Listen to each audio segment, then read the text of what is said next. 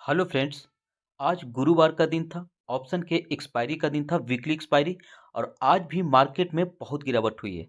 आज 6 दिन हो गए, पिछले 6 दिनों से मार्केट में लगातार गिरावट हो रही है, बड़ी गिरावट हो रही है। और गिरावट ऐतिहासिक हो रही है। ऐसी गिरावट बहुत बड़ा जब इंसिडेंट होता है तभी होता है। और देखते हैं कितना गिरा है मार्केट जो है। तो आप देखिए निफ्टी 50 कितना गिर चुका है, 1% से ऊपर।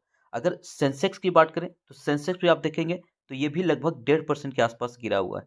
बाकी अगर इंडेक्स की बात करें निफ्टी 50 तो वो भी -1.29, ये भी 1% से ज़्यादा गिरा हुआ है। तो तीन जो बड़े मेजर इंडेक्स हैं, निफ्टी 50, निफ्टी बैंक, सेंसेक्स, सब जो है 1% से ऊपर गिरा हुआ है, 1 से 1.5% के बीच। लेकिन आज अच्छी बात ये रही कि हर दिन क्या होता था कि निफ्टी 50 या निफ्टी बैंक के मुकाबले स्मॉल कैप जो होता था वो ज़्यादा गिरता था। बट आज अगर स्मॉल कैप चेक करें तो आज स्मॉल कैप -0.34%, मतलब 0.5 आधे परसेंट से भी कम है। तो आज रोज दिन की अपेक्षा स्मॉल कैप के कई स्टॉक में रिकवरी दिखा। ऐसी उम्मीद हो सकती है। मार्केट लगातार 6 दिन से गिर रहा है और जो तीन बड़े जो इंडेक्स है निफ्टी 50, सेंसेक्स और निफ्टी बैंक, ये तीनों जो है पिछले 6 दिन में 5% से ज़्यादा टूट चुके हैं। 5% इंडेक्स में इतने कम समय में गिरावट बहुत ही अकेजनल होता है, रेयर होता है। और इस बार हुआ है। तो ये इतनी बड़ी गिरावट, मार्केट जो है बहुत ज़्यादा करेक्शन हो चुका है मार्केट में। तो कल फ्राइडे का दिन है, इस वीक का अंतिम दिन है। तो ऐसी उम्मीद हो सकती है कि अंतिम दिन मार्केट कुछ रिकवरी दिखाए। और मार्केट जिस तरह से स्मॉल कैप आज दिखाया है परफॉर्मेंस, रिकवरी हुआ है उसमें बहुत सारे स्टॉक में, तो हो सकता है कि कल मार्केट कुछ इंप्रूवमेंट दिखाए। मार्केट के पीछे जो गिरावट के पीछे जो है, जो मेन कारण है गिरावट जो है वो डोमेस्टिक, यानी कि इंडिया के अंदर कुछ गड़बड़ नहीं है, न इंडियन स्टॉक में गिरावट है। तो मार्केट गिर क्यों रहा है? मार्केट जो गिर रहा है उसके ग्लोबल इशूज है। सारे इशूज जो है ग्लोबल इशूज है। कंपनी के परफॉर्मेंस में कुछ ज़्यादा दिक्कत नहीं है। तो चलिए उन इशूज को बात करते हैं। जो कंपनी में गिरावट हो रही है, जब भारतीय इंडियन स्टॉक मार्केट में गिरावट हो रही है, तो उसमें मेन जो कारण है इंडिया के बाहर ही के ही सारे कारण है। सबसे बड़ा कारण जो है, ये देखिए कुछ कारण जो मैं यहाँ पॉइंट आउट आपको करना चाहूंगा। US bond yield, US bond yield जो है, एक्चुअली क्या हो रहा है कि अमेरिका के जो इन्वेस्टर हैं, एफआई जो है, वो पूरा इमर्जिंग मार्केट जिसमें इंडिया भी आता है, इमर्जिंग मार्केट में बहुत पैसा लगाते हैं। अब जब उस एफआई जो है उनको घर के अंदर ही बहुत अच्छा इन्वेस्टमेंट फिक्स्ड रिटर्न का ऑप्शन मिल रहा है, तो अपने घर से बाहर रिस्क क्यों लेंगे? तो यही हाल कुछ ये हो रहा है, अगर आसान भाषा में समझे तो। यूएस में बॉन्ड जो है, बॉन्ड यील्ड काफ़ी ऊपर जा रहा है, पिछले 16 साल का हाई लगाया है। और नतीजा ये हो रहा है कि सारे जो वहाँ के इन्वेस्टर हैं उनको एक बढ़िया इन्वेस्टिंग अपॉर्चुनिटी घर के अंदर मिल रहा है। तो इमर्जिंग मार्केट जो है वहाँ से लगातार पैसा निकाल रहे हैं और इंडिया भी उसमें छूता नहीं है। तो इंडिया के अंदर कोई रीजन नहीं है, लेकिन इसका एफआई लगातार जो सेल कर रहे हैं, आज भी एफआई लगभग 7,000 करोड़ से ज़्यादा सेल किया है। बट डोमेस्टिक इंस्टीट्यूशनल इन्वेस्टर हमेशा उसको बाय भी लगातार कर रहे हैं। तो एफडीआई जहाँ पे नेट बायर्स हैं, वहाँ एफआई नेट सेलर हो रहे हैं। तो ये कारण है, एक बहुत बड़ा कारण है गिरावट का। और ये जो है मार्केट में हमेशा बना रहेगा ऐसा ज़रूरी नहीं है, क्योंकि जो ये एफआई लगातार सेल कर रहे हैं, इनका काम ही है, ये अपना बेस्ट अपॉर्चुनिटी ढूँढते रहते हैं। और ये जो है, इनको अगर अच्छी अपॉर्चुनिटी यहाँ पे दिखेगा तो वो वापस फिर मार्केट, इंडियन मार्केट में आएँगे। और ये जो यूएस बॉन्ड यील्ड बढ़ रहा है, तो ये जो भी फेडरल रिजर्व बैंक है, या जो भी हर देश का जो नेशनल जो बैंक मॉनेटरी पॉलिसी जो रेगुलेट करता है, जो रेगुलेटर बैंक है, जैसे इंडिया में आरबीआई की बात करें, तो वो इसको कंट्रोल करने की पूरी कोशिश करेगा। तो अगर लंबे समय तक ये स्ट्रॉन्ग रीजन बना रहेगा, ऐसी चांसेस कम है, क्योंकि जो रेगुलेटर है वो भी खामोश बैठे हुए नहीं, उनके पास भी बहुत सारे औजार हैं, बहुत सारे मेथड हैं, उसको अप्लाई करेगी और उसको सरकार भी आगे आ सकती है। तो ये जो है ना, ये इंडियन स्टॉक मार्केट का मेन प्रॉब्लम नहीं है। जब इंडिया बड़े बड़े क्राइसिस को झेल लिया तो ये भी टल जाएगा। हाँ, जो इन्वेस्टिंग है, लॉन्ग टर्म के लिए इन्वेस्टमेंट कर रहे हैं, उनको इस चीज़ का कोई असर नहीं पड़ता है। ठीक है, तो इसमें खास करके एक चीज़ जरूर है कि जो स्टॉक बहुत कम समय में बहुत ज़्यादा रिटर्न दे चुके हैं, या जो स्टॉक काफ़ी हाई पी पे ट्रेड कर रहे हैं, 70, 80, 100 के पी पे ट्रेड कर रहे हैं, उन स्टॉक में गिरावट थोड़ा ज़्यादा हो रहा है। वो स्वाभाविक है, जब भी मार्केट गिरता है तो उन स्टॉक में ज़्यादा करेक्शन होता है जो रिटर्न ज़्यादा बना के दिया है। और खास करके हाई पी पे ट्रेड कर रहा है, तो उस स्टॉक से खास करके तो उसको आप उस सेल करके प्रॉफिट बुक कर सकते हैं। बट बाकी अगर देखा जाए लॉन्ग टर्म इन्वेस्टर के लिए ये आते रहता है अपॉर्चुनिटी, उनको ये एक अपॉर्चुनिटी की तरह दिखता है, जहाँ पे सस्ते में स्टॉक में इन्वेस्टमेंट करने का, एवरेज करने का एक अपॉर्चुनिटी मिलता है। बाकी लंबे समय में उनको रिटर्न वापस ये मिल जाता है।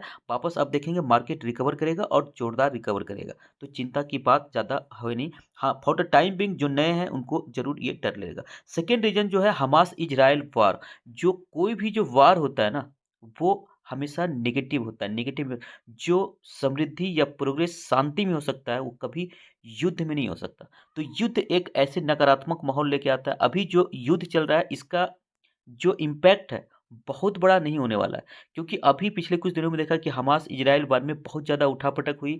यूएस के बहुत बड़े बयानबाजी आए, ईरान के भी आए, मिडिल ईस्ट में बहुत ऐसा टेंशन लग रहा था कि वर्ल्ड वार की स्थिति हो सकती है, बट नहीं होगा। और ये स्थिति चल रही है। हमास वर्ल्ड वार का जो इम्पैक्ट है, एक्चुअली ये जो अनसर्टिनिटी है ना, ये अनसर्टिनिटी मार्केट को ले डूब रहा है। कोई भी मार्केट को ना स्टेबिलिटी पसंद है। अगर कोई भी अनसर्टिनिटी या नेगेटिव न्यूज हो तो मार्केट को पसंद नहीं है। तो ये जो युद्ध में क्या होगा, कब कौन कंट्री कूद जाएगा, क्या होगा, किस तरह से सकलेगा, ये एक अनसर्टिनिटी बनी हुई, ये भी एक मेजर कारण है मार्केट को नीचे गिराने का। थर्ड अगर कारण की बात करें तो इस युद्ध के कारण मिडिल ईस्ट के कंट्री जो है वो क्रूड ऑयल प्राइस जो है उसके बढ़ने के चांसेस हो रहे हैं। अब क्रूड ऑयल प्राइस जो है अभी तो ठीक है, अभी एक हाई ही है, बट एक $90 की प्रति बैरल के आसपास घूम रहा है। उसको वहां तक मार्केट बियर कर पा रहा है। उससे और ऊपर अगर जाएगा ना तो बहुत ज़्यादा स्थिति खराब हो सकती है। नतीजा क्या हो रहा है, ऑयल प्राइसेस बढ़ने के कारण एनर्जी सेक्टर का, जो आपको पता है कि एनर्जी सेक्टर का बहुत ज़्यादा यूज होता है, एनर्जी का मेन सोर्स है वो क्रूड ऑयल, और वो बढ़ेगा तो एनर्जी प्राइस बढ़ेगा।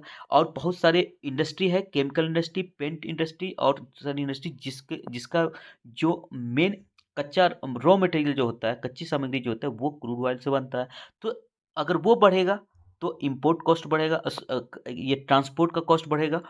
ट्रांसपोर्ट का कॉस्ट बढ़ेगा तो इन्फ्लेशन बाकी सारे जो इंडस्ट्री है उसमें भी आ सकती है। तो इन्फ्लेशन एक बहुत बड़ा रीजन, ये एक लोगों को लग रहा है कि मार्केट इन्फ्लेशन में, इन्फ्लेशन के कब्जे में आ सकता है। और पहले से ही इन्फ्लेशन काफ़ी हाई है, खास करके डेवलप्ड और डेवलपिंग दोनों कंट्री का। और जो सेंट्रल बैंक है उसको लगातार कम करने के लिए रेपो रेट बढ़ाने की बात कर रही है। तो रेपो रेट पहले से ही हाई है, उसको कम किया जा सकता है, बट युद्ध जो आया और चीज़ें जो हुई, अभी तक डेवलपमेंट जो हुई, उससे रिजर्व बैंक और जो फेडरल रिजर्व है उन्होंने ये बोल दिया कि जो इंटरेस्ट रेट है वो अभी कम होने नहीं जा रहा है। तो इसका भी एक कारण है जिससे कि मार्केट पे नेगेटिव माहौल पड़ा। अब लगातार अगर इन्फ्लेशन कम नहीं होगा, इंटरेस्ट रेट हाई रहेगा, तो एक रिसेशन की भी पॉसिबिलिटी लोगों में, ये जो एक्सपर्ट बता रहे हैं, तो ये रिसेशन का आ जाएगा ऐसा कुछ नहीं है, बट रिसेशन भी आ सकती है, इसकी भी चिंताएं जाहिर होने लगी है। ये भी एक नेगेटिव माहौल बना रहा है। और एक और मेजर कारण है, यूएस में क्वार्टर थ्री के रिजल्ट चल रहे हैं, इंडिया में क्वार्टर टू के रिजल्ट चल रहे हैं, वहाँ क्वार्टर थ्री के रिजल्ट चल रहे हैं। और बड़ी बड़ी दिग्गज कंपनियों के रिजल्ट वीक आ रहे हैं, खराब आ रहे हैं। इसलिए जो है ये भी एक यूएस बाजार में एक नेगेटिव सेंटिमेंट फैला रहा है, और जिसका इम्पैक्ट ग्लोबल बाजार पे पड़ रहा है। तो ये कुछ मेजर रीजन जिसको शॉर्ट में मैं आपको सामने डिस्कस कर रहा हूँ। तो ये सब रीजन की वजह से मार्केट में अभी जो है डाउनफॉल दिख रहा है। हालांकि ये डाउनफॉल बहुत कम समय में, बहुत 5% इंडेक्स गिर जाना, ये लंबे समय तक सस्टेन नहीं कर सकता। ये रिवर्स आने वाला है, समझ लीजिए। अभी एक बढ़िया मौका है कि अच्छे अच्छे स्टॉक आपको सस्ते दाम पे मिल रहा है। तो इसमें मैं बात करूंगा कुछ स्टॉक का जो आपको अभी अच्छा खासा करेक्शन हो चुका है, और खास करके जिसके रिजल्ट बहुत अच्छे आ रहे हैं। मैं उस कुछ स्टॉक की बात करूँ जिसके रिजल्ट अच्छे आ रहे हैं, जिसका कि वैल्यूएशन बढ़िया है, यानी कि पी जो है कम है, और जो आपको किसी सपोर्ट के पास मिल रहा है। तो ये कुछ चीज़ें जो है उसके हिसाब से मैं कुछ स्टॉक आपको बताना चाह रहा हूँ जिसका फाइनेंशियली भी स्ट्रांग है। सबसे पहले बात करें एक स्टॉक सेक्सॉफ्ट लिमिटेड। मैं स्मॉल कैप और जो माइक्रो कैप है उसको कवर करने की कोशिश करता हूँ। जो सेक्सॉफ्ट लिमिटेड है आईटी सेक्टर का स्टॉक है, और इसकी अगर बात करें तो ये देखिए, ये स्टॉक जो है आप देखेंगे तो ये 400 का हाई लगाया था, अभी 333 पे मिल रहा है। तो ये बहुत अच्छा डिस्काउंट पे आपको मिल रहा है, और इसका पी देखेंगे तो अभी भी 40 के आसपास ही पी है। तो ये बहुत अच्छा स्टॉक है, बहुत अच्छा परफॉर्मेंस करके दे रहा है। अगर इसका 3 साल का देखिए चार्ट है, अगर आप देखें तो ये देखिए, ये जो है ना आप देख सकते हैं ये जो 50 डेज का मूविंग एवरेज है, येलो लाइन जो है, इसके इसके सपोर्ट लेकर के खड़ा है। तो ये हाई से 400 वाला स्टॉक 333 के आसपास मिल रहा है। ये कह सकते हैं कि 20% टूटा हुआ है और ये एक बढ़िया सपोर्ट के पास मिल रहा है। तो ये स्टॉक एक बढ़िया ऑप्शन हो सकता है अभी खरीदने के लिए।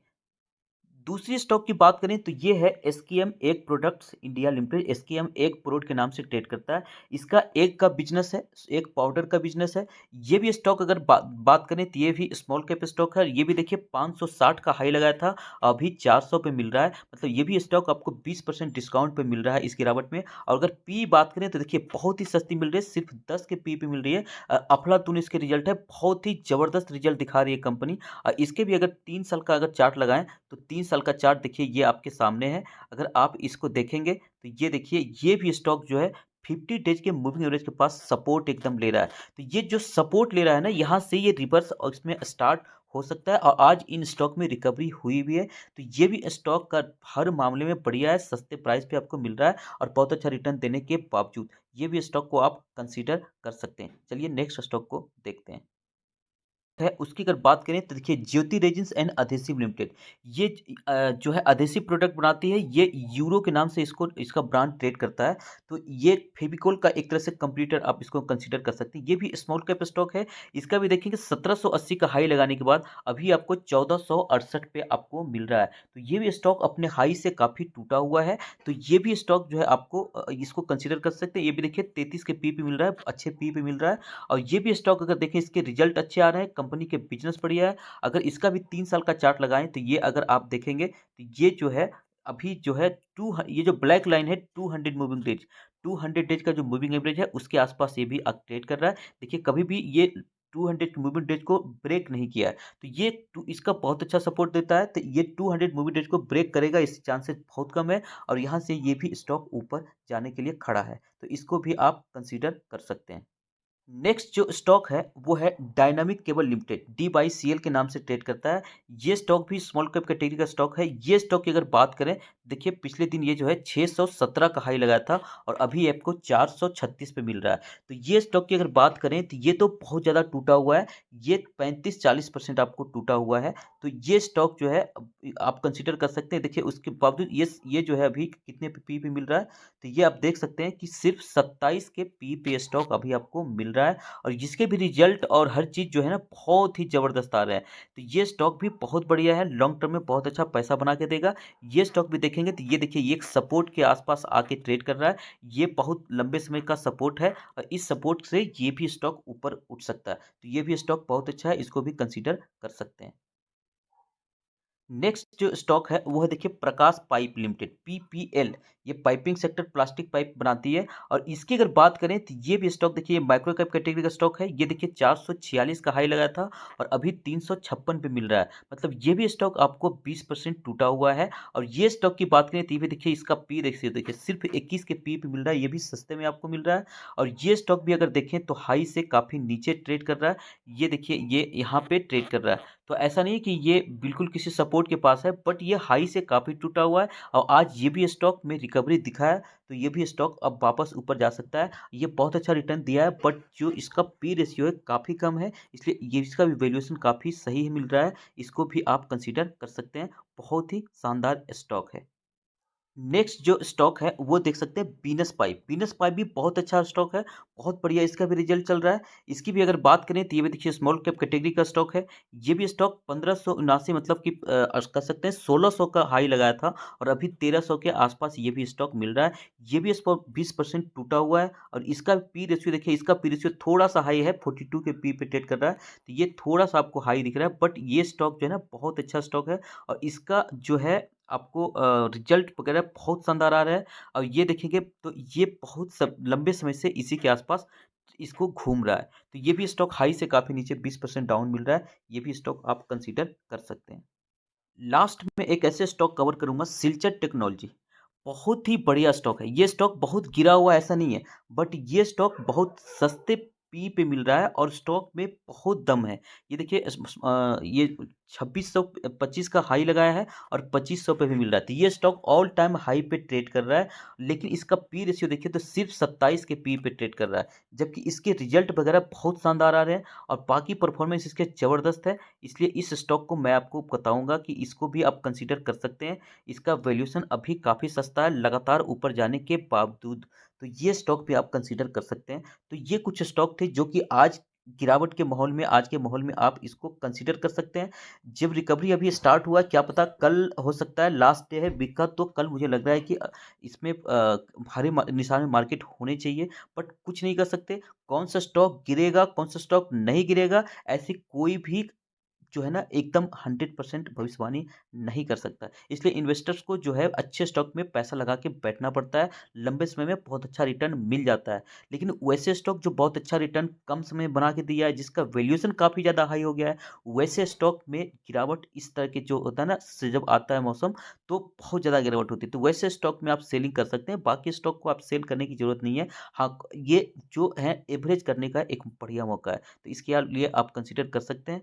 चलिए, ये जानकारी अगर आपको अच्छा लगा, ये वीडियो आपको अच्छा लगा, तो आप वीडियो को लाइक करिए, शेयर करिए और चैनल को सब्सक्राइब करिए। थैंक यू, धन्यवाद, बाय बाय।